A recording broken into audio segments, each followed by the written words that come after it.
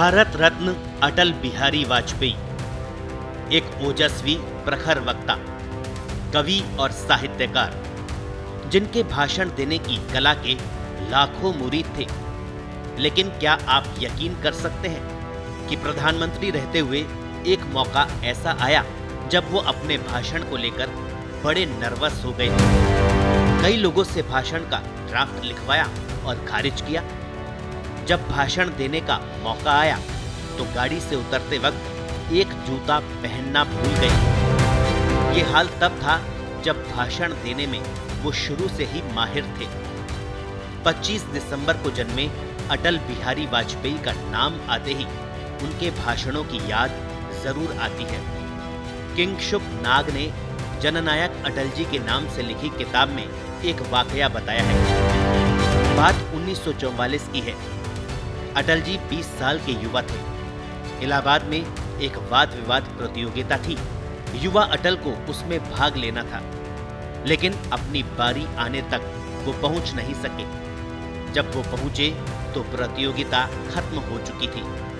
निर्णायक विजेता का नाम तय करने में जुट गए थे, लेकिन अटल बिहारी ने उनसे एक मौका देने की मिन्नतें की। बहुत अनुरोध करने पर वे मान गए और अटल को बोलने का मौका मिला। अटल ने बोलना शुरू किया और कुछ ही पल में माहौल बदल गया। सुनने वाले मंत्रमुग्ध हो गए।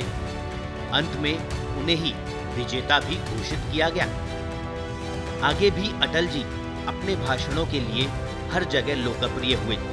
पार्टी में, संसद में, देश में, विदेश में, सभी जगह। लेकिन 1998 में प्रधानमंत्री रहते हुए जब भाषण देने का एक मौका आया तो वे बड़े नर्वस थे। इसका जिक्र उनके निजी सचिव रहे शक्ति सिन्हा ने अपनी किताब Vajpayee the years that changed India में किया है।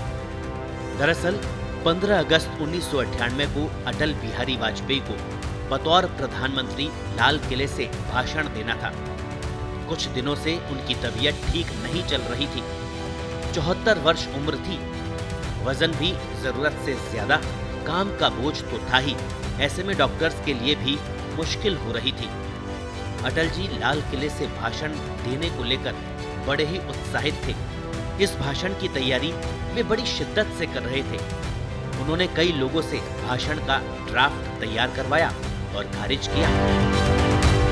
शक्ति सिन्हा और कई करीबी लोग उन्हें समझाने की कोशिश करते रहे कि ये कोई बड़ी बात नहीं है, आपके लिए तो ये बच्चों का खेल है।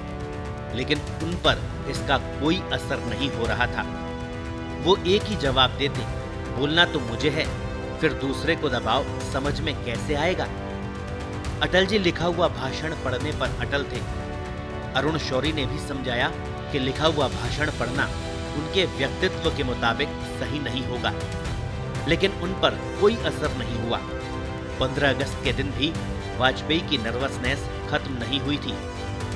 प्रधानमंत्री लाल किला जाने से पहले महात्मा गांधी की समाधि पर फूल चढ़ाने की परंपरा निभाने पहुंचे। वहां से लौटते वक्त भी वो नर्वस थे। राजघाट से उनका काफिला लाल किला पहुंचा। वो गाड़ी से उतरे और गार्ड ऑफ ऑनर लेने के लिए बढ़े। तभी उन्होंने अपने निजी सचिव शक्ति सिन्हा से धीरे से कहा कि उनका एक जूता गाड़ी में ही रह गया। वो भाग कर गए और जूता लाकर उनके सामने रखा।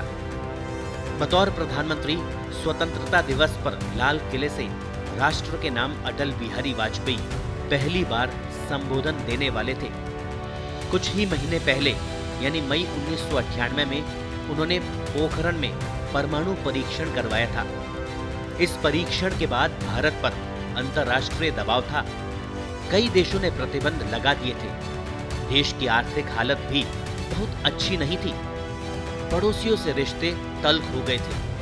पोखरण टेस्ट को सही ठहराने के लिए अमेरिकी राष्ट्रपति को जो दलीलें भेजी गई थी वे लीक हो गई थी। इस वजह से चीन से भी तल्खी बढ़ गई। इस तल्खी की पीछे का पूरा किस्सा ये है। पोखरण में परमाणु परीक्षण होते ही दुनिया भर में खलबली मच गई थी। कूटनीतिक पहल के तहत अटल सरकार दुनिया को बता रही थी कि भारत के लिए ये परीक्षण क्यों जरूरी था। इसी कड़ी में सरकार ने अमेरिकी राष्ट्रपति को भी एक गोपनीय पत्र भेजा, लेकिन ये चिट्ठी गुप्त नहीं रह सकी। चिट्ठी अमेरिकी अखबार न्यूयॉर्क टाइम्स के हाथ लग गई। चिट्ठी लीक होते ही भारत के लिए दूसरी समस्या खड़ी हो गई। इस चिट्ठी में अटल सरकार ने परमाणु परीक्षण करने की वजह चीन को बताया था। चीन इस पर भड़क गया। चिट्ठी में पोखरण परमाणु परीक्षण को जायज ठहराते हुए लिखा गया था, हमारी सीमाओं पर परमाणु परीक्षण किए जा चुके हैं। एक ऐसा देश भी ये परीक्षण कर चुका है जिसने 1962 में भारत के खिलाफ हथियारबंद लड़ाई की। बीते दशक में उससे हमारे संबंध सुधरे हैं, लेकिन सीमा विवाद अनसुलझा रहने के कारण अविश्वास का माहौल बना हुआ है। उस देश ने हमारे दूसरे पड़ोसी मुल्क को परमाणु हथियार संपन्न बनाने में भी मदद की। इस वजह से हमें उस पड़ोसी से भी हमले झेलने पड़े और हम लगातार आतंकवाद के शिकार बनते जा रहे हैं। ये बात सार्वजनिक होने पर चीन तो भड़का ही, अमेरिका ने भी भारत को विलेन बता दिया। अटल बिहारी वाजपेयी को इन परिस्थितियों में 15 अगस्त पर राष्ट्र के नाम पहला संबोधन देना था। संभवतः उनके नर्वस होने की यही वजह रही हो। स्पेशल रिपोर्ट पत्रिका।